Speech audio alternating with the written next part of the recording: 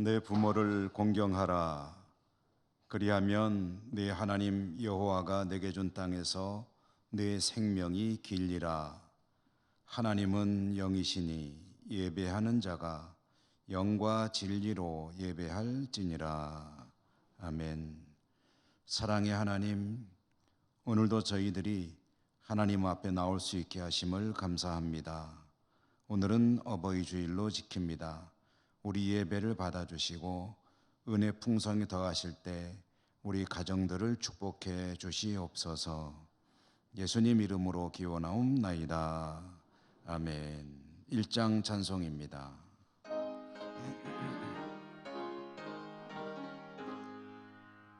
만복의 근원 하나님, 온 백성 찬송 드리고 저 천사여 찬송하세. 찬송 성부 성자 성령 아멘.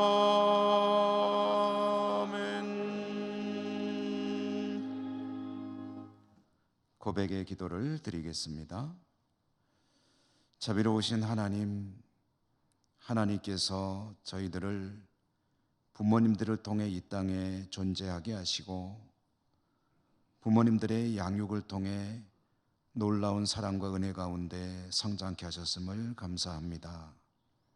자녀된 저희들이 부모님의 기대와 은혜에 합당한 삶을 살아야 하는데 부모님에게 기쁨이 되고 부모님에게 즐거움이 되기보다는 근심, 걱정, 염려가 될 때가 많았음을 고백합니다.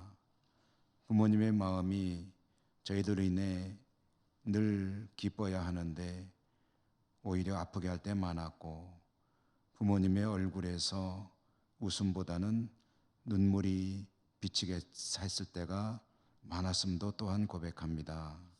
저희들의 모자람을 불쌍히 여겨 주시옵소서. 부모 공경을 실천하는 삶으로 인도해 주시옵소서. 이 시간에 주님과 저희들 자신만이 아는 모든 은밀한 죄와 허물들 침묵하며 하나님 앞에 고백합니다.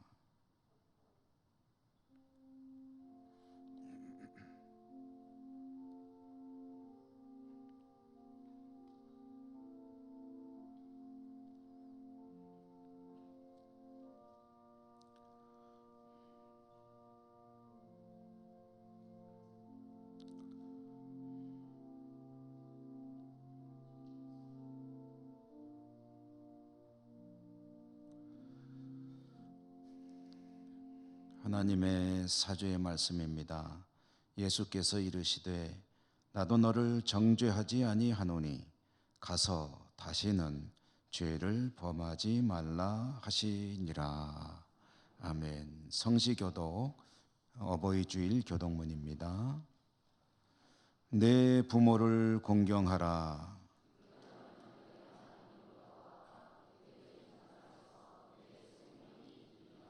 내 아들아, 내 아비의 훈계를 들으며 내 어미의 법을 떠나지 말라.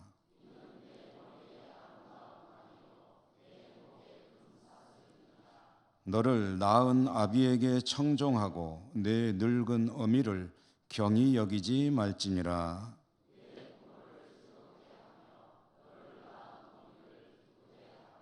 자녀들아, 주 안에서 너희 부모에게 순종하라. 이것이 옳으니라.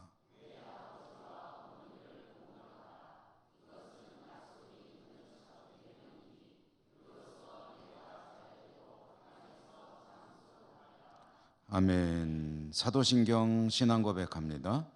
나는 전능하신 아버지 하나님, 천지의 창조주를 믿습니다. 나는 그의 유일하신 아들, 우리 주 예수 그리스도를 믿습니다. 그는 성령으로 잉태되어 동정녀 마리아에게서 나시고 본디오 빌라도에게 고난을 받아 십자가에 못 박혀 죽으시고 장사된 지 사흘 만에 죽은 자 가운데서 다시 살아나셨으며 하늘에 오르시어 전능하신 아버지 하나님 우편에 앉아 계시다가 거기로부터 살아있는 자와 죽은 자를 심판하러 오십니다. 나는 성령을 믿으며 거룩한 공교회와 성도의 교제와 죄를 용서받는 것과 몸의 부활과 영생을 믿습니다. 아멘. 32장 찬송가입니다.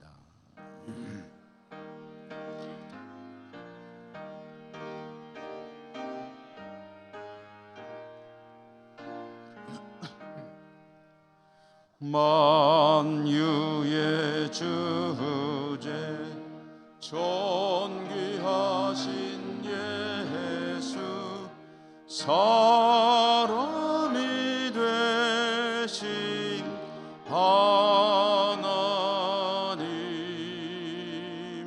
나 사모하여 영원히 섬길 내 영광 되신 주로다.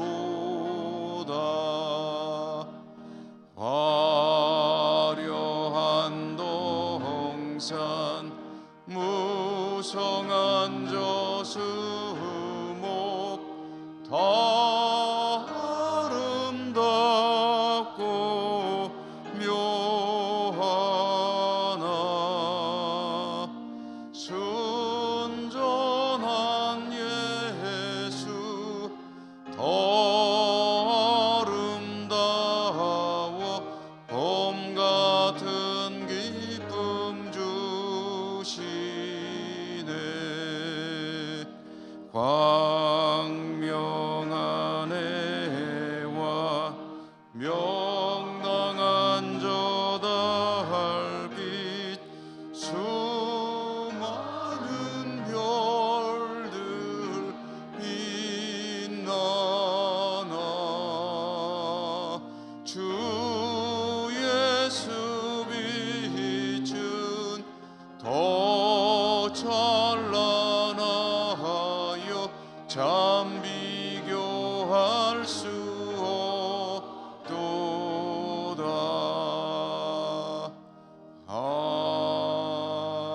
아멘. 이용화 장로님 기도 인도하시겠습니다.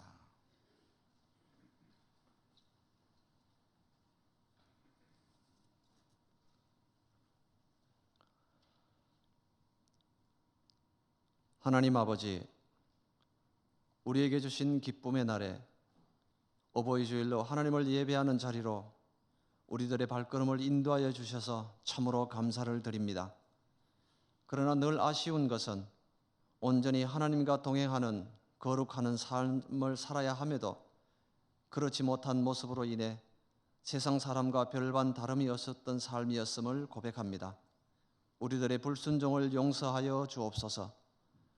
항상 주님의 시선이 향하는 그곳에 우리들의 생각과 행동들도 같이 모여지게 하옵소서. 세상 속에서 하나님의 자녀로 살아가는 것이 무척이나 어렵고 힘든 나날들이지만 우리에게는 거룩한 소망과 영광의 날이 있기에 어떤 어려움과 고난도 주님과 함께라면 헤쳐나갈 수 있사오니 하나님 우리에게 힘과 용기를 주옵소서. 우리 교회와 국가를 위해 기도합니다. 한 사람 한 사람 교회의 모든 구성원들이 하나님 말씀에 귀 기울이며 어떤 상황 속에서도 하나님의 음성과 뜻을 발견할 수 있는 깊은 영성을 가지게 하여 주셔서 오직 하나님을 기쁘시게 하는 삶을 통해 아름다운 우리 교회를 만들어가게 하옵소서. 유혹이 많은 세상 속에서 믿음을 지키며 산다는 것이 결코 쉬운 일이 아님을 알기에 성령님의 도우심을 간절히 구하옵니다. 하나님께서 우리에게 주신 거룩한 성령님을 의지하여 강건한 믿음을 가지고 교회에는 헌신과 충성을 다하고 이웃에게는 봉사하는 선한 영향력을 통해 하나님 나라의 지경을 넓혀가는 모든 성도들이 되게 하옵소서. 대통령을 비롯한 지난 총선에서 새로 선출된 여야의 모든 지도자들이 진정으로 우리 대한민국을 안정되게 잘 경영할 수 있도록 저들에게 정직과 화합과 소통이라는 아름다운 덕목을 갖추어 국민들에게 희망을 주는 지도자들이 되게 하여 주옵소서. 국내외에 흩어져 선교의 사명을 다하고 있는 선교사들에게 하나님께서 함께 하셔서 저들이 땀 흘리는 그곳이 하나님께서 거하시는 거룩한 땅이 되게 하시고 하나님의 놀라운 역사가 일어나게 하옵소서. 교회는 건강의 문제로 어려움에 처해 있는 성도들과 원하는 미래를 위하여 애쓰고 노력하는 청년들이 있습니다. 육체의 나음을 원하는 성도에게는 나음의 복을 주시고 청년들에게는 그들이 원하는 꿈을 이루게 하여 주셔서 오직 하나님께 영광을 돌리게 하옵소서. 하나님께서 사랑하시는 종이 가정 규범이란 제목으로 말씀을 선포합니다. 이 시간 선포되는 말씀이 우리가 간절히 듣고 싶어하는 하나님의 음성으로 들리게 하여 주시고 모두가 하나님께 영광을 돌리게 하옵소서. 호산나 찬양대가 하나님께 찬양을 드립니다. 하나님께는 영광이 되고 부르는 우리들은 큰 기쁨의 찬양이 되게 하여 주시옵소서. 드리는 이 예배가 성령님이 함께 하시는 거룩한 예배가 되기를 원하며 우리 모두는 온 마음을 집중하여 예배에 성공하게 하옵소서. 우리를 생명의 길로 인도하시는 예수님 이름으로 기도합니다. 아멘.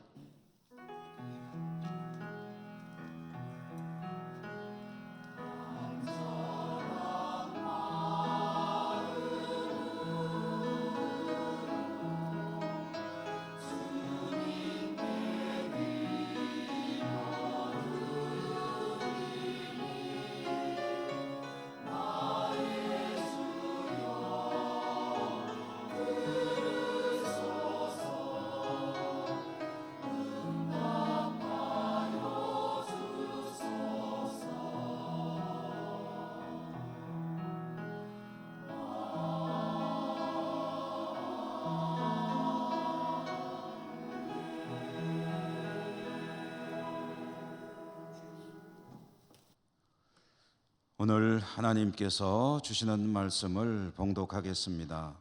신약성경 골로새서 3장 18절에서 21절까지입니다.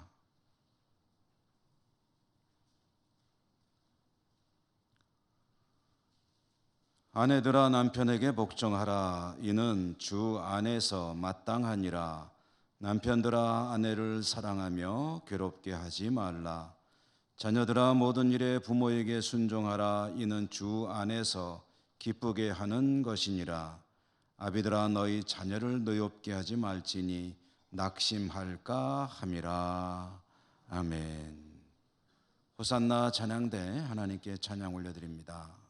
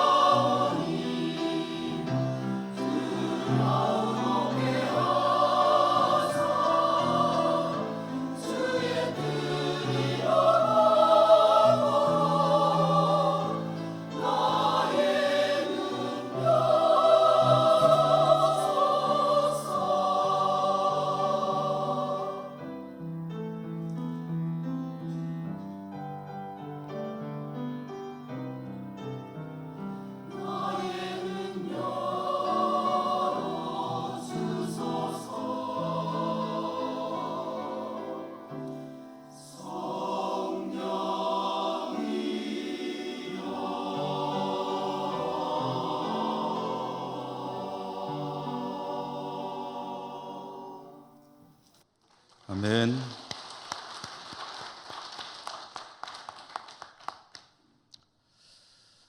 하나님을 예배하는 여러분 진심으로 축복합니다. 오늘도 은혜 풍성하시기를 기원합니다. 오늘 어버이 주일이고요.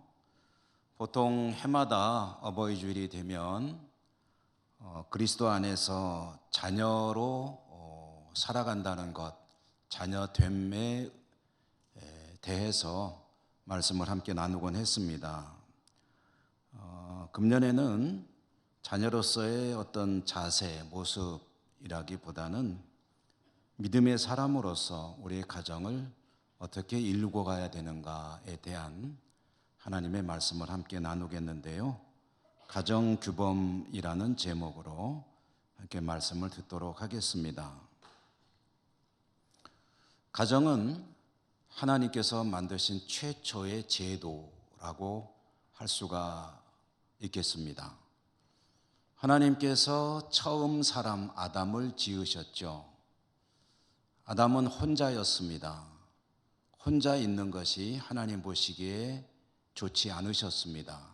하나님은 아담으로 해서 또 한 사람을 지으셨습니다.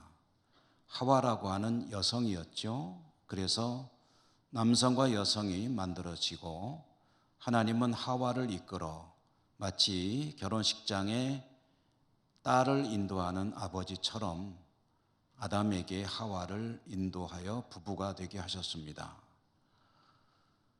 이제 두 사람의 가정이라는 것이 태어난 것입니다. 그래서 가정은 하나님께서 만드신 최초의 인류 문화이다라고 말을 할 수도 있겠습니다. 사람을 창조하시고 그 인간을 위해서 가정이라는 것을 만드신 하나님께서 의미 없이 가정을 생각 없이 만드신 것은 아니겠죠. 가정을 향한 하나님의 기대가 있을 것입니다. 가정을 만드신 하나님의 뜻이 있다는 거죠. 그게 뭘까요? 하나님께서 가장 먼저 기대하신 것은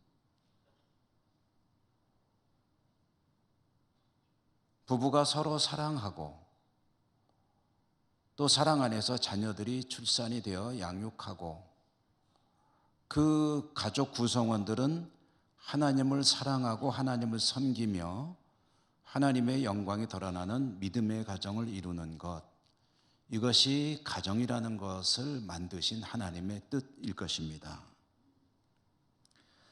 하나님은 두 사람으로 함께 더불어 사는 가정을 만드셨지만 두 사람만 사는 것이 아니라 자녀들도 탄생하는 것뿐 아니라 그 가정에 하나님이 함께 사시는, 하나님이 같이 계시는 그런 가정을 원하셨다. 하나님의 가정인 것이죠. 그런데 우리가 잘 아는 바와 같이 이렇게 시작된 가정이라는 것은 하나님의 뜻대로 이루어지지 않았습니다. 지속되지도 않았죠. 왜 그렇습니까? 역시 너무나도 잘 아시듯이 죄가 들어왔기 때문에 가정은 그만 하나님의 뜻과는 완전히 상반되는 그런 방향으로 가게 되었습니다. 하나님이 같이 사시는 가정이 아니라 하나님과 거리가 떨어진 그런 사람들의 그저 집단이 되어버렸다는 거죠.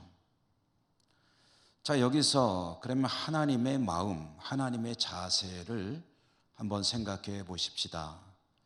하나님께서 원래 가지셨던 계획, 뜻, 의도가 어긋났기 때문에 하나님은 그 가정을 포기하셨느냐, 버리셨느냐, 관심을 끊으셨느냐, 알아서 잘 해봐라라고 돌아서셨느냐 하면 그건 그렇지 않습니다.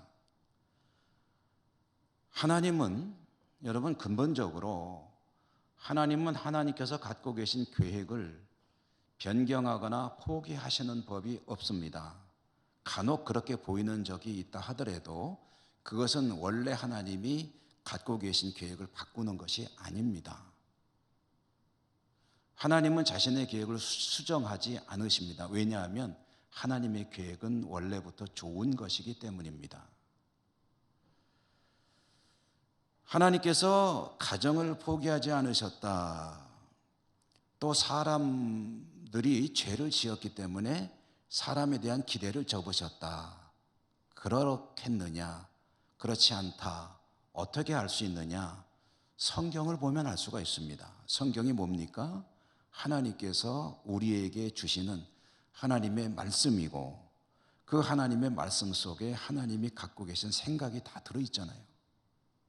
그럼 성경을 보면 하나님의 생각, 하나님의 의도, 뜻을 알 수가 있는데, 성경을 읽어보면 하나님은 죄를 지었음에도 불구하고, 반역했음에도 불구하고 그 오염된 인간을 한 번도 포기한 적이 없으시다.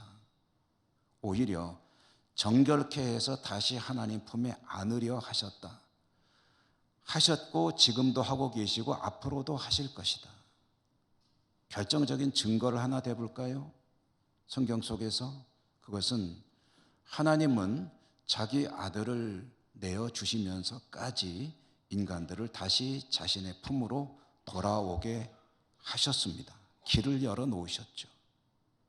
로마서 말씀에는 아들을 내어주신 이가 그 무엇을 우리에게 주시지 못하겠느냐, 그게 하나님의 사랑 아니냐 라는 말씀이 있습니다. 하나님은 인간을 사랑하시고 인간과 함께 영원히 사시기 위해 인간을 지으셨습니다. 그 계획은 조금도 수정된 적이 없으십니다. 그러므로 인간을 다시 자신의 품에 안으시고 그 인간과 함께 영원히 하나님께서 완성하실 나라에서 살아가려는 계획을 갖고 계신데, 그걸 반드시 이루어 가실 것이다. 하나님은 인간을 반드시 구원하실 것이다. 이것에 대해서 의심하지 않는 것을 뭐라고 하냐면 구원의 확신이라고 합니다. 여러분, 두 차례 말씀드리지만요, 구원의 확신은 내가 지금 구원받았다는 것을 믿는 게 아닙니다. 내가 지금 구원받았다는 것은 내가 스스로 확신해서 되는 일이 아니에요. 하나님은 반드시 나를 구원하실 것이라는 하나님의 사랑을 의심하지 않는 것이 구원의 확신이고, 그러므로 그 하나님의 구원의 역사에 자신을 들이미는 것, 그 속으로 들어가는 것이 구원받는 성도들의 삶의 방향이 되어야 되는 거죠. 어쨌든 하나님은 인간을, 사람을 포기하지 않으십니다. 그리고 가정도 마찬가지입니다. 하나님께서 가정을 포기하지 않으신다. 하나님께 반역하고 하나님과 동떨어져 자기 마음대로 살아가고 있는 가정도 하나님은 절대로 포기하지 않으신다는 것을 어떻게 알 수 있느냐 하면은요, 하나님 말씀인 성경에 보면은 곳곳에 계속해서 언급되는 것이 가정을 향한 하나님의 말씀들이거든요.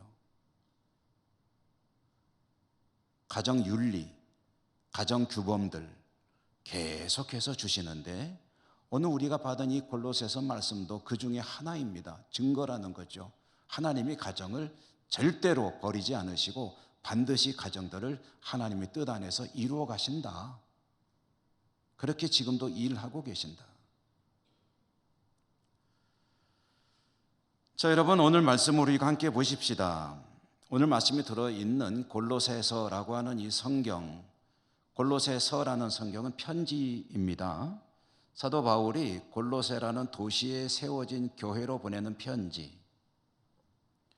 사도는 옥에 갇혀 있었는데요, 골로새 교회에 어려움이 발생했다는 소식을 듣고 그 어려워하는 교회를 돕기 위해서 편지를 썼습니다.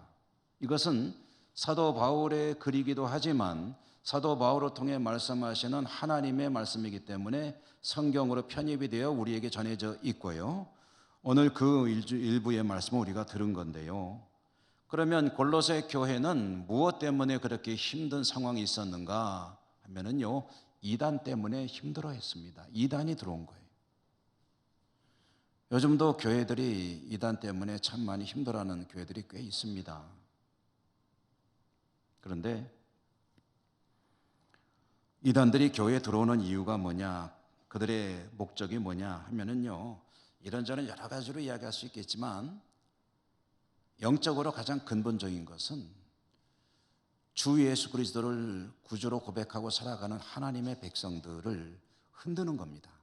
흔들어서 신앙에 문제가 생기게 하거나 나아가서 예수 그리스도를 떠나게 하거나 교회가 그래서 깨지게 되거나 그래서 하나님의 구원 역사가 문제가 발생되게 하는 것, 그것이 이단들의 목적입니다.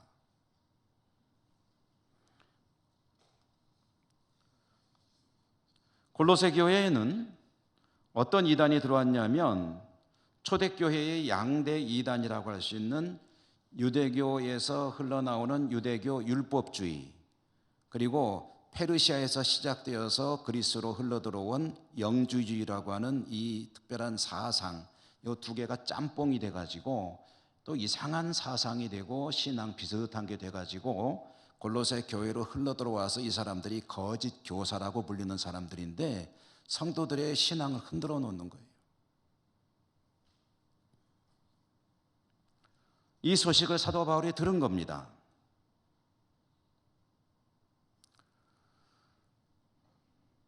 사도는 이 소식을 듣고 편지를 썼죠.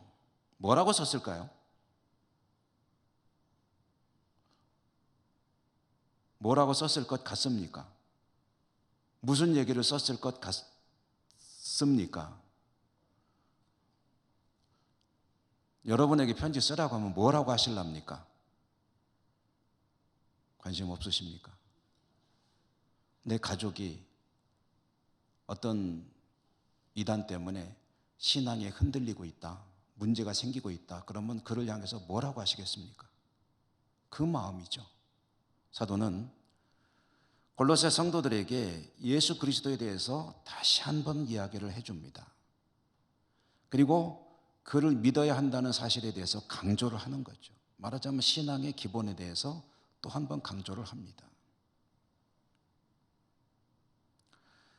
신앙의 기본을 강조하는 것과 함께 또 역시 이야기하지 않을 수 없는 것이, 이 신앙이라는 것은 여러분, 믿는다는 것은 마음속에서 이루어지는 일이잖아요. 예수님을 내가 믿는다 하면 그거는 마음에서 시작이 되는 겁니다. 그런데 사도는, 하나님은 그 마음속으로 믿는 믿음 속에서 일어나는 작용과 함께 그대들의 신앙은 삶으로 표현이 되어야 된다는 얘기도 빼놓지 않습니다. 속에서 일어나는 것은 자신만 압니다. 그러나 다른 사람이 알 수 있기 위해서는 그것이 밖으로 표출이 되어야 됩니다. 그게 실천하는 신앙이고 행위로 드러나는 신앙이 되는 거죠.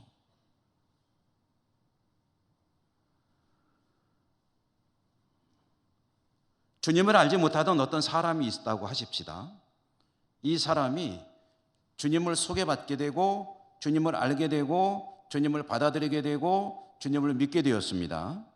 이것은 속에서 일어나는, 우리 내면에서 일어나는 일들입니다.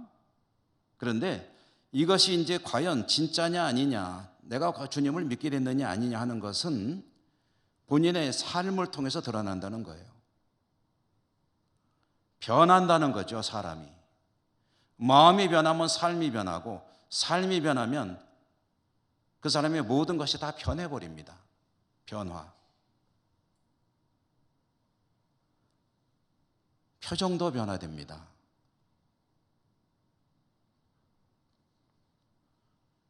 얼굴이 우울한 것이 아니라 얼굴이 환해집니다. 먹구름이 낀 것 같은 얼굴이 아니고 환하게 빛나는 얼굴이어야 합니다. 눈 부셔요? 항상 보면 화난 것 같은 사람들이 있어요. 외국인들이 가끔 하는 말 있죠. 우리 한국에 와보니까 한국인들은 다 화가 나 있는 것 같다.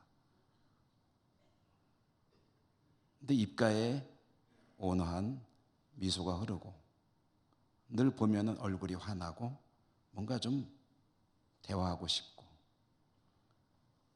그것이 변하는 모습이라고 한다면 이 골로새서는요, 그것을 옛사람과 새사람이라는 말로 대비를 하고 이야기를 들려줍니다. 옛사람, 그러니까 주님을 알지 못하거나 바르게 알지 못했던 사람을 옛사람이라고 한다면, 주님을 만나서 변화된 사람을, 또 변화해 가는 사람을 새 사람이라고 합니다.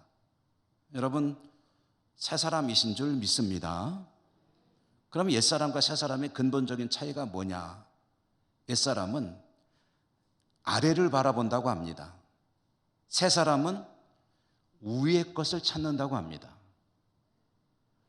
옛사람은 땅의 것을 추구한다고 하는데, 새 사람은 하늘의 것을 추구한다고 합니다. 그렇게 변하는 거예요.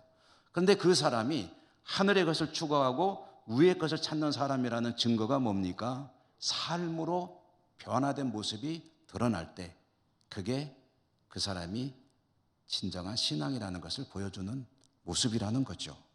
그러므로 삶이 변화해야 된다는 얘기도 빼놓지 않고 하는 거죠.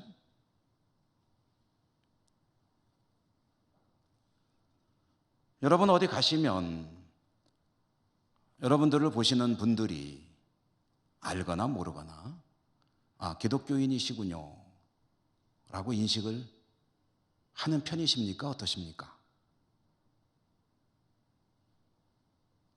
저는 한번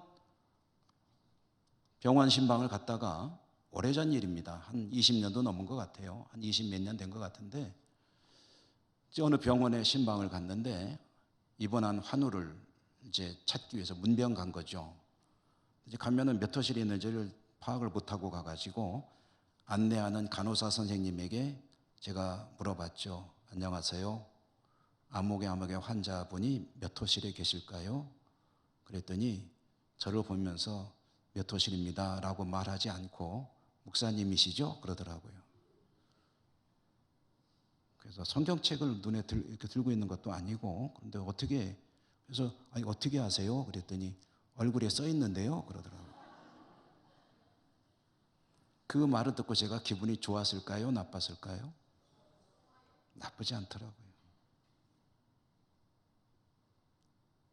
여러분, 예수님 믿는 것 같네요? 라는 이야기를 간혹 들으십니까? 아니면 아유, 감쪽같이 몰랐네. 제가 신학교 가기 전에 직장 다닐 때요, 저와 같이 오래 근무하신 제 바로 위에 상사, 참 좋은 분이셨어요. 근데 저는 그분이 교회 다닌다는 건 생각도 못했어요. 근데 어느 날 저한테 고백하더라고요. 사실은 나도 집사야. 교회 학교 교사야. 그러시더라고요. 중등부 교사였대요. 근데 도저히 그분이 신앙인이라는 것을 상상도 못할 만큼 위장을 잘했어요.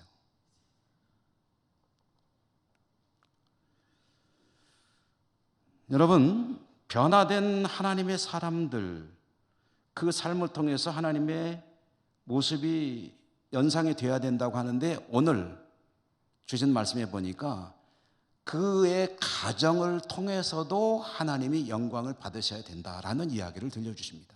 그러니까 골로새 성도들이요, 그대들이 지금 흔들리고 있는데 예수 그리스도를 바르게 믿어야 하고, 바르게 믿는 여러분들의 삶을 통해서 하나님이 영광을 받으셔야 되고, 특별히 여러분의 가정을 통해서도 하나님이 영광을 받으셔야 된다, 이 이야기를 들려주는 거예요.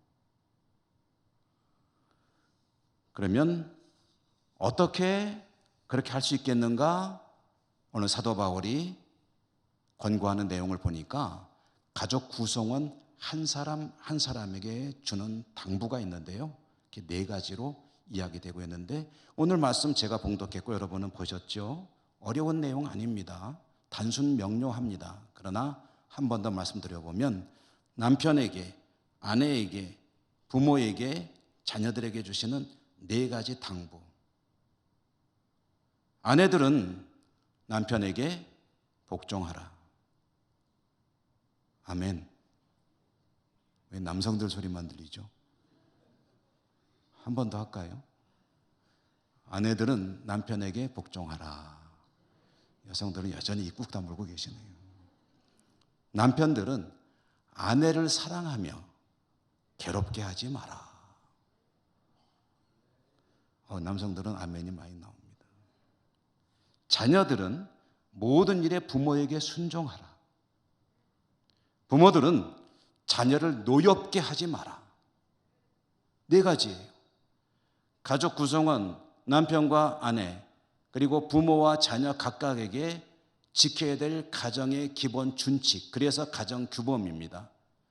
하나님이 영광을 받으시는 가정을 이루기 위해서 남편은, 아내는, 부모는, 자녀는 이렇게 이 규범을 지키는 삶을 살아야 한다. 간략하게 각각의 내용들을 조금 더 살펴보면요, 먼저 아내들은 남편에게 복종하라는 말이 제일 먼저 나왔으니까 이 내용부터 보겠습니다. 요즘 현대인들, 특히 여성들의 귀에는 정말 거슬리고 아멘 하고 싶은 생각이 별로 없는 아내들은 남편에게 복종하라. 아멘? 역시 어렵군요. 요즘 남편에게 복종하는 아내가 어딨냐? 남편이 아내에게 복종하지. 여러분 그렇게 살고 계시잖아요. 뭐 아닌 척 하셔도 뭐 저도 다 압니다.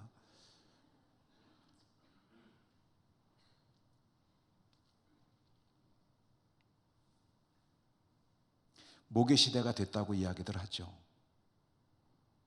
가정의 권력은 여성에게 집중된다는 이야기들 하지 않습니까?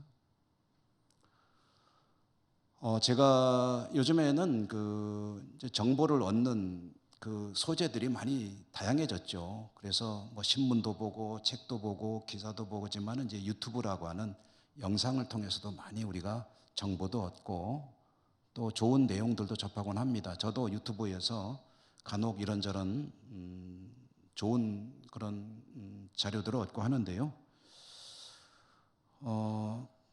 꽤 오래됐습니다. 뭐 작년인가 재작년인가 일본의 노년 시대를 다룬 그런 내용을 제가 좀 보게 됐습니다. 내용이 좀 의미가 있는 것 같아서 메모를 해서 정리를 해놨다가 오늘 말씀을 준비하는데 그 생각이 나서 여러분에게 그 내용을 잠깐 함께 나누려고 하는데 보신 분도 계실 수 있겠죠. 일본의 초고령화 사회, 노인들이 많아지는 거, 이게 이제 이미 사회 문제가 돼서 심각한 단계까지 가고 있다고 그러죠. 초고령화 사회. 우리나라도 초고령화 사회로 접어들고 있죠.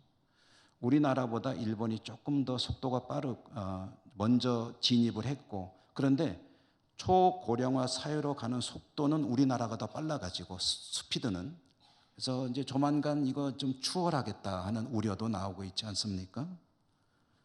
노인 문제가 심각해지는데 이제 더불어서 거기서 한 가지 문제가 뭐냐면 남편들이 퇴직하는 거죠. 우리나라도 베이비 부머 세대들이 퇴직하고 그래서 이제 자녀들은 출가하니까 노부부만 살아가는 가정들이 이제 점점 많아지는 거죠. 근데 퇴직하고 남편들이 이제 집에 있게 되는데 그러한 시대에 접어들면서 나타나는 사회 현상 중에 하나가 여성들에게 나타나는 질병들이 있더라는 겁니다. 이것은 남편들이 대거 은퇴하고 집에 머물기 시작하면서 나타나는 여성들의 질병이 늘어나는 사회 현상이기 때문에 이것을 이제 나름대로 분석을 하고 정리를 해봤더니 여성들에게 이런 질병들이 나타나더라. 그래서 그걸 이름을 붙이길 뭐라고 붙였냐면 남편 재택 스트레스 증후군. 남편 재택 스트레스 증후군을 조금 말로 풀어서 이야기해 보면 남편이 퇴직하고 매일 집에 있기 때문에 스트레스 받는 아내들에게 나타나는 질병이란 뜻의 이름이 붙여진 겁니다. 퇴직한 남편이 집에 계속 있으니까 아내들이 스트레스 받아가지고 그게 몸으로 나타나는 거예요. 그래서 이런 질병들이 자꾸 발생하더라. 근데 그 연구해 보니까 특징, 공통점이 나오게 되고 그래서 거기다 이름 붙였는데 대표적인 증세가 뭐냐면 우울증, 그리고 고혈압, 혈압이 오르나 봐요.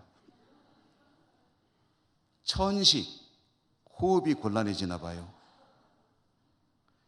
암, 공포증, 그리고 십이지장 궤양,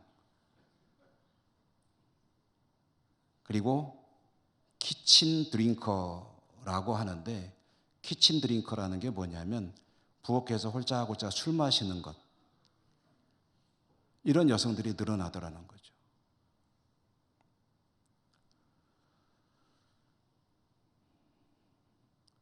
남편의 은퇴라는 것은 피할 수 없는 일이죠.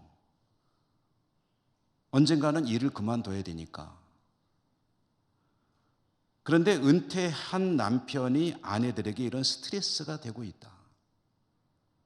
그 뒤집어서 은퇴하는 남편이 아내에게 인기 있는 은퇴한 남편의 랭킹도 있습니다. 가장 인기 있는 남편이 어떤 남편이냐면 씩씩한 남편이 아니고 요리 잘하는 남편도 아니고 아내 말을 잘 듣는 남편도 역시 아니며 제일 인기 있는 남편은 집에 없는 남편이랍니다.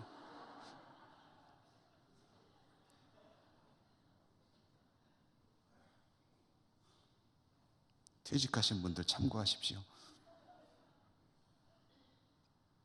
근데요, 여러분, 이런 것들이 오늘날 일어나는 사회 현상인데, 이런 사회 현상과는 별개로 성경이 말씀하는 남편과 아내의 관계, 여기에는 퇴직 여부 같은 것은 전제로 깔려 있지 않습니다.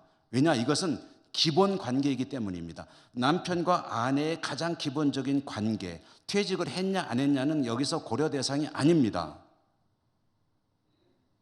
성경적인 가정을 이루어 하나님께 영광을 돌리기 원하는 부부가 있느냐? 그렇다면 그 아내는 남편에게 복종하라는 겁니다. 자, 그러면 복종하라는 말이 귀에 거슬리니까 그 속에 들어있는 뜻을 좀 찾아봅시다. 뭐 하면 되는 겁니까? 시키면 시키는 대로 하라는 겁니까? 네네네네 하고서 따라서 하면 된다는 겁니까? 그런 거 아니에요, 사실. 여기서 말하는 복종의 속뜻은 존중이라는 뜻입니다. 존중, 남편을 존중하라. 조금 다른 표현은 존경하라. 우리 교우 여러분, 특별히 여성도님들, 남편을 존경하고 계십니까? 너무나도 조용하군요. 존경하기가 쉽지 않으십니까? 도저히 안 되겠습니까? 미션 임파서블입니까? 여러분, 제 말씀을 잘 들으십시오. 성경적인 가정을 이루어 하나님이 영광을 받으시는 가정을 이루기 위해서 아내는 남편에게 어떤 자세를 가질 것인가?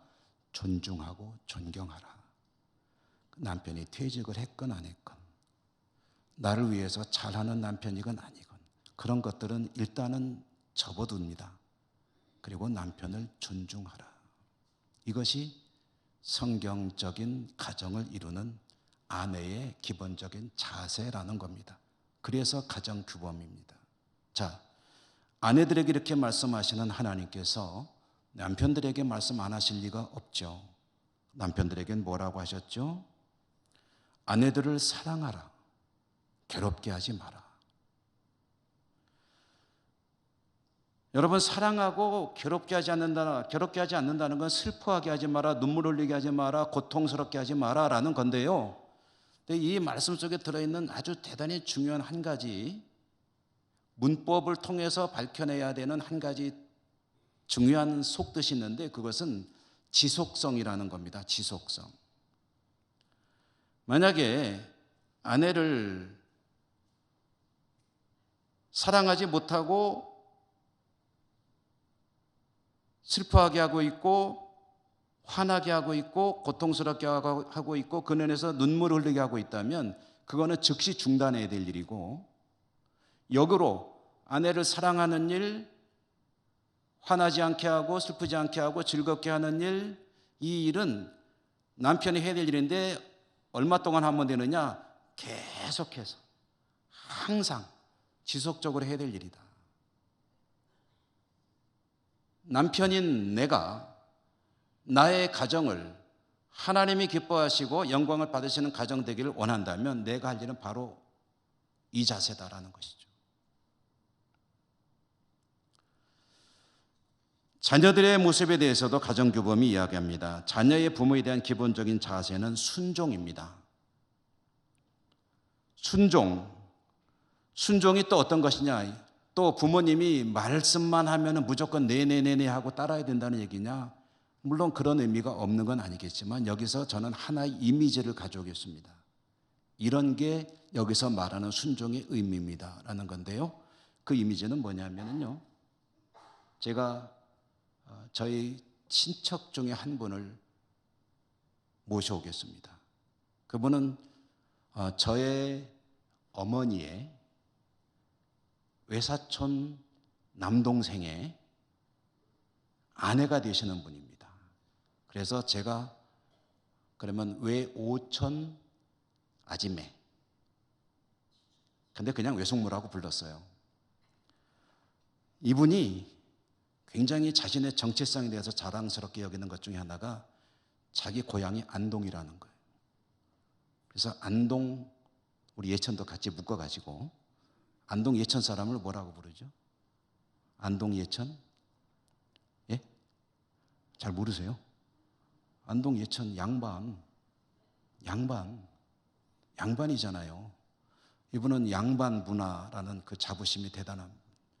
제가 한번 서울의 수유리에 그분이 사실 때 이제 대학생 때 이제 그 댁에 이제 가면은 선생님이셨어요. 그때 선생님이셨는데 이제 인사를 드리고 그러면은 그분이 양반의 법도에 대해서 저한테 가르쳐 주셨어요.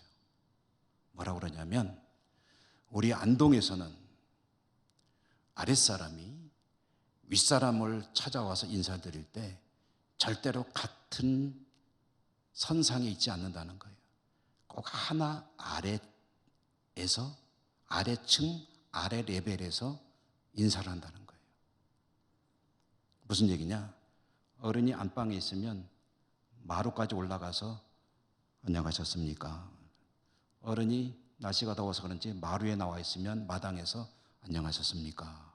인사해야지 방으로 쓱 들어와가지고 이거는 이제 양반이 아니라는 거예요. 어른이 들어와라 그러면은 이제 마지못해 들어가가지고 그 한쪽에 무릎 꿇고 앉아가지고 있는 그게 양반 문화라는 거예요. 맞는지 모르겠어요. 그때 그분이 저한테 그렇게 얘기하셨어요. 그 모습이 보여주는 그 이미지는 뭐냐면 부모보다 한 단계 낮은 곳에 자녀가 위치해야 된다는 이야기입니다. 부모보다 낮은 곳에 위치해서 부모의 말씀을 듣고 부모에게 효도하는 것, 그것이 자녀의 자세라는 것이고,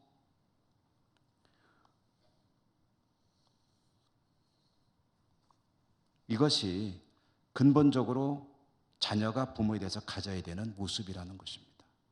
부모님을 높여야 된다는 거죠. 요즘은 자녀들이 상전이죠. 아닌가요? 부모는 자녀를 노엽게 하지 않아야 한다는 것입니다. 자녀를 노엽게 한다는 것은 함부로 대하고 마치 자신의 소유물처럼 여기는 것 같은 자세라고 한다면 요즘 시대가 그런 시대가 아닌가 싶어요. 얼마나 자녀를 함부로 대하는 부모들이 많습니까? 뉴스를 통해서 우리가 얼마나 많이 봅니까? 저럴 수가 있나? 자, 여러분, 이 말씀을 듣고 어떤 생각이 드시나요? 이 골로새서 이 말씀을 하나님께서 주시던 그 시대와 지금은 너무 세월이 많이 흘렀죠. 현대와는 너무나도 다르죠. 그래서 이런 이야기를 오늘 특별히 좀 젊은 세대에게 이야기하면은 그 무슨 시대착오적인 발상이냐고 이야기할 겁니다. 복종이요? 순종이요? 지금 시대가 어떤 시대인데? 라고 말하겠죠. 그런데 여러분, 틀림없이 시대는 변했습니다. 지금 아무리 시대가 변해도 변해도 되는 것도 있지만 변해서는 안 되는 것도 있습니다. 변할 수 없는 게 있습니다. 아무리 시대가 지금과는 전혀 딴판인 세상을 우리가 살게 되더라도 절대로 변해서 안 되는 것 중에 하나가 하나님께서 주신 말씀이기도 하지만 이런 가정 규범 자체는 변해서는 안 되는 것이라는 거죠.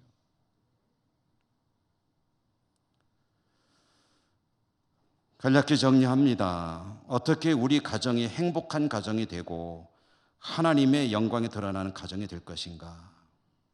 이 말씀을 지켜내면 됩니다.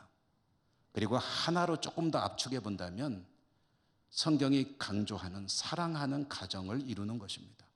남편은 아내를, 아내는 남편을, 부모는 자녀를, 자녀는 부모를 진심으로 성경적으로 사랑할 때, 그러면 성경적인 사랑은 어떻게 하면 됩니까? 하시는 분들에게는 제가 방법을 알려드릴게요. 댁에 가시면 고린도전서 13장을 부지런히 읽으시고 또 읽으십시오.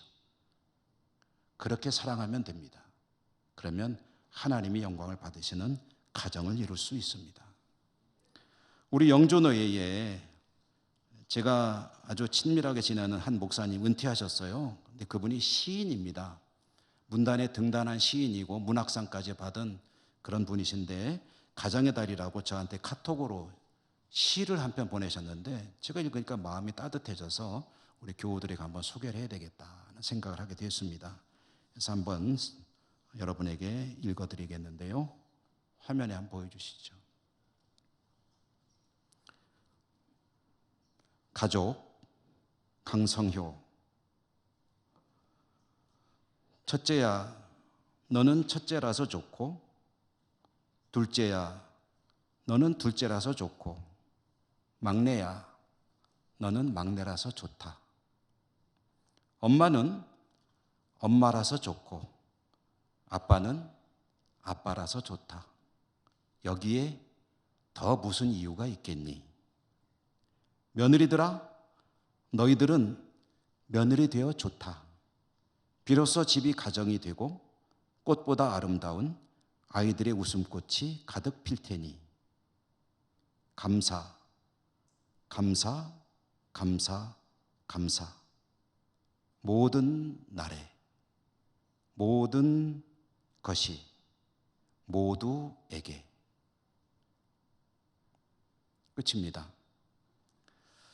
여러분, 우리 모두의 가정이 우리 모두가 행복할 뿐 아니라 하나님의 영광이 드러나는 가정이 되기를 소망합니다. 주시는 말씀을 그대로 살아내시는 여러분 되시기를 주님 이름으로 축복합니다. 은혜로우신 하나님 감사합니다. 오늘도 말씀 들었습니다. 말씀대로 사는 저희 모두가 될 수 있도록 힘과 은혜와 은사와 능력을 더하여 주시옵소서. 예수님 이름으로 감사하고 기도드립니다. 아멘. 559장 찬송하시며 봉헌하시겠습니다.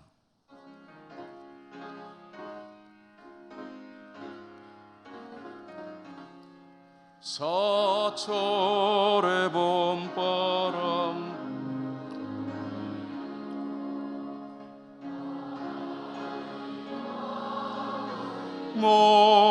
모셨으니 믿음의 반석도 든든하다. 우리 집 즐거운 동산이라. 고마워라 임마누엘. 예수만 섬기는 우리 집. 고마워라 임마누엘. 복되고 즐거운 하루하루.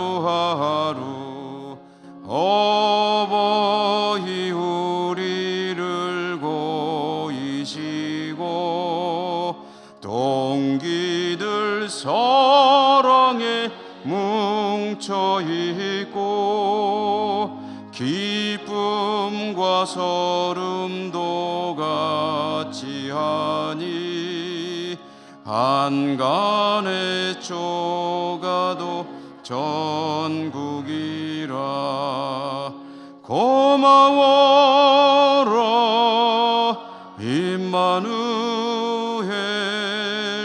예수만 섬기는 우리 집 고마워라 임마누엘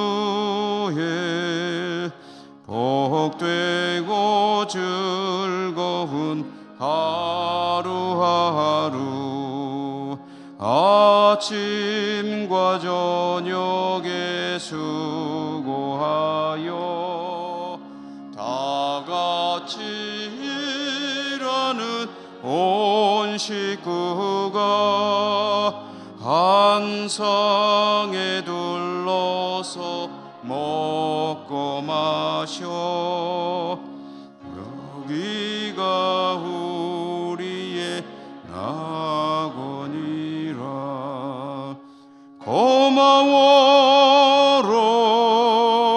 임마누엘 예수만 섬기는 우리 집 고마워라 임마누엘 복되고 즐거운 하루하루.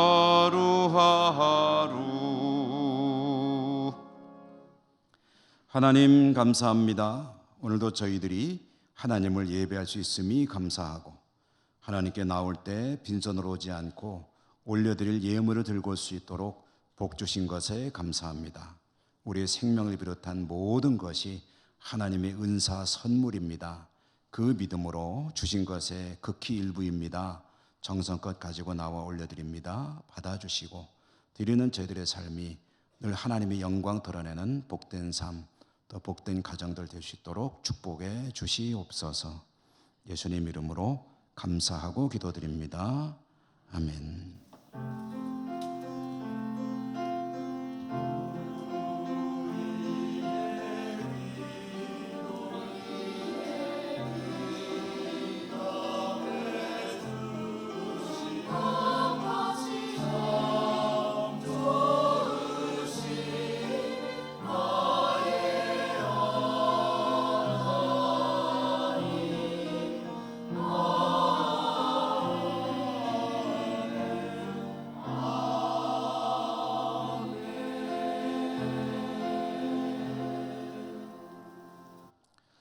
교회 소식을 전하기 전에 오늘 우리 2부 예배에 새 가족으로 두 분이 등록하셨기에 잠시 소개하고 환영하고 교회 소식 전하겠습니다. 우리 김은숙 집사님 모시고 오셨네요. 박찬세 성도님이시고 또 신상호 장로님 모시고 오신 박건호 성도님 두 분이신데요. 일어나 주시면 우리가 한번 박수로 찬양하며 환영하도록 하겠습니다. 예, 저쪽에 계십니다. 주의 사랑으로 환영합니다. 주의 사랑으로 환영합니다. 형제 안에서 주의 영광을 보내 주의 사랑으로 환영합니다.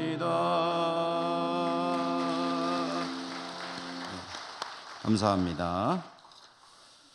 교회 소식입니다. 조금 빨리 전해드립니다. 오늘 어버이 주일, 오후 찬양 예배는 중보기도 사역자 헌신 예배, 다음 주일은 성령 강림 주일, 월삭 새벽 기도에 잘 마쳤고요. 오늘 2부 예배 마친 후에 원례가 있는 주일이죠. 해당되시는 분들이 주보 잘 보시고 참여하시기 바랍니다. 영주노예 교역자 가족체육대회가 내일 모레 화요일 영주 국민체육센터에서 있게 되겠고요. 중고등부 야외 행사는 5월 15일에 있겠고요. 영주노예 교회학교 어린이대회는 5월 18일 토요일 영주 제1교회에서 있게 되겠습니다. 오르간 연주 신청하신 분들, 강습 신청하신 분들 오후 예배 후에 새가족실로 오시고요. 오늘 중식으로 해서 제2여전도에 수고해 주심에 감사하고 또 오늘 식사를 어버이 주일을 맞이해서 우리 교회 박화옥 집사님 일진식품에서 우리 어른들을 섬겨주신다는 소식을 전해드리고 감사합니다. 우리 곁에 계신 분들하고 인사하며 일어나실 때 사랑합니다, 축복합니다 일어나시고요. 오늘은 주기도송 대신 어머니 은혜를 1절만 부르겠습니다. 1절만 부르고 죽도로 예배를 폐하겠습니다.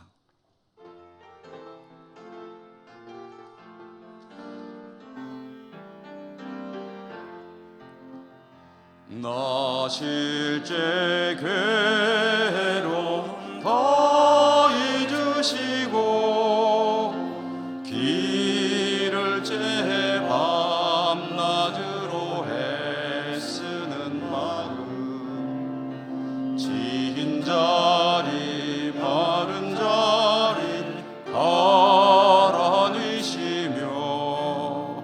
손발이 다 닳도록 고생하시네. 하늘 아래 그 무엇이 넓다리요.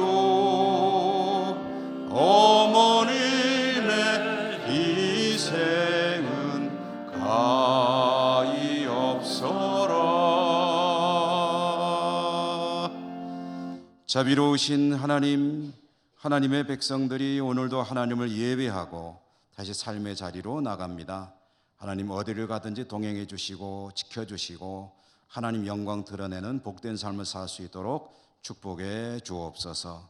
저들의 가정을 통해서 영광 받아주시길 원하고 흩어진 우리 사랑하는 가족들 있는 곳마다도 하나님께서 축복해 주시기 원하고 감사하고 예수님 이름으로 기도드립니다.